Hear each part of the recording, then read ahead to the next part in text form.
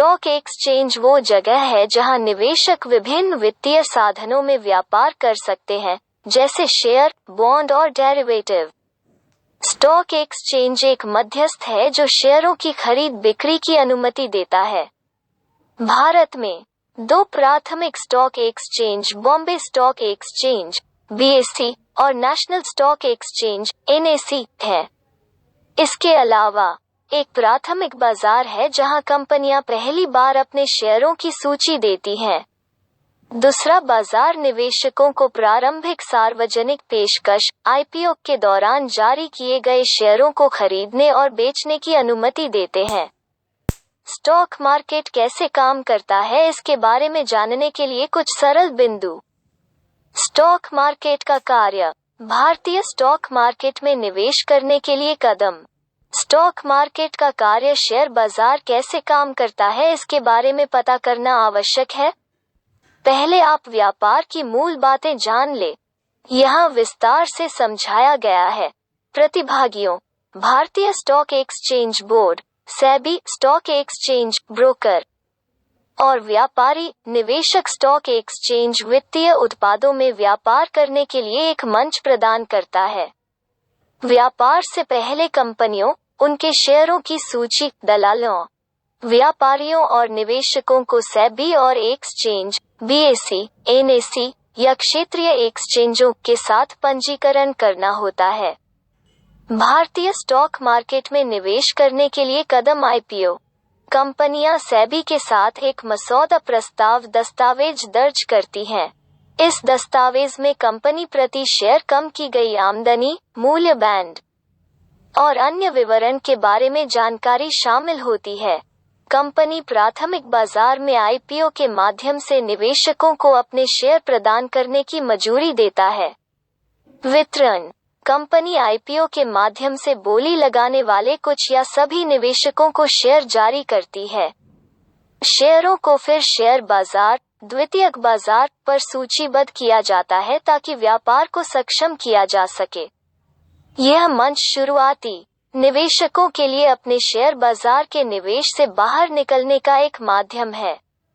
इसके अलावा, जो निवेशक IPO के दौरान हिस्सा प्राप्त करने में असफल रहे, उन्हें द्वितीयक बाजार पर शेयर खरीदने का अवसर दिया जाता है। स्टॉक ब्रोकर ब्रोकिंग एजेंसियों, SEBI और स्टॉक एक्सचेंज के साथ पंजीकृत निवेशकों और भारतीय शेयर बाजार के बीच मध्यस्थ हैं। ग्राहकों से निर्देश प्राप्त करने पर दलाल बाजार में जमा करता है। एक खरीदार और विक्रेता के मिलने पर व्यापार को सफलतापूर्वक निष्पादित किया जाता है। स्टॉक एक्सचेंज से एक पुष्टि प्राप्त की जाती है और खरीदार और विक्रेता दोनों को भेजी जाती है। ऐतिहासिक रूप से यह प्रक्रिया हस्तलिखित थी और समय लेने वाली और कष्टदायी थी। हालांकि ऑनलाइन ट्रेडिंग प्लेटफॉर्म के साथ खरीदारों और विक्रेताओं के मिलान की पूरी प्रक्रिया इंटरनेट के माध्यम से की जाती है। इससे लेनदेन का समय कुछ मिनटों से कम हो गया है।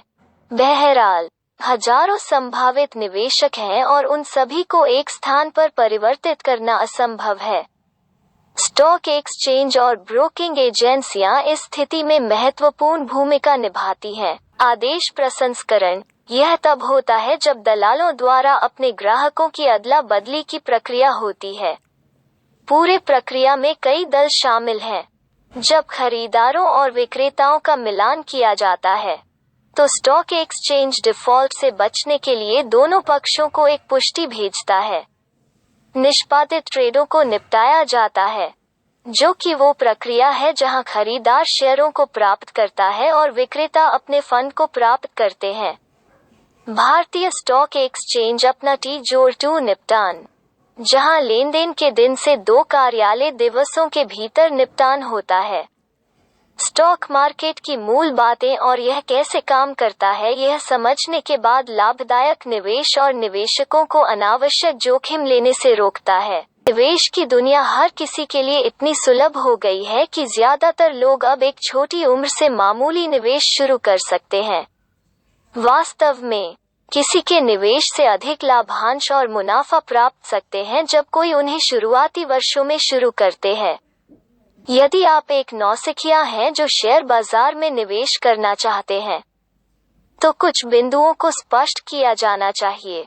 डीमैट खाते के अर्थ के साथ साथ आपके ट्रेडिंग खाते को सीखने जैसी चीजें कुछ चीजें हैं जो आपको निवेश प्रक्रिया और साथ ही इसके संचालन के तरीके को समझने में मदद करेंगी। यहाँ एक सरल शेयर बाजार मार्गदर्शिका दी गई है ताकि कोई भी नौसिखिया के रूप में निवेश करने की प्रक्रिया को आसान बना सके। शेयर क्या है?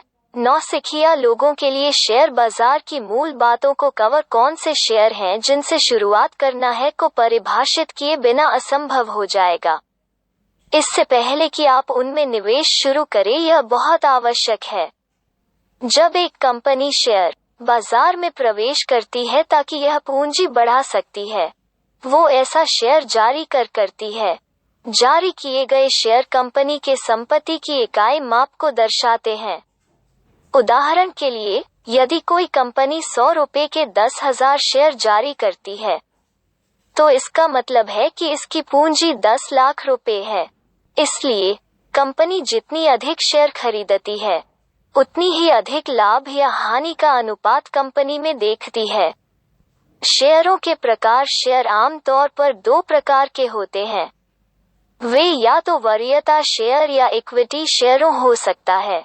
इक्विटी शेयर साधारण शेयरों के रूप में जाना जाता है।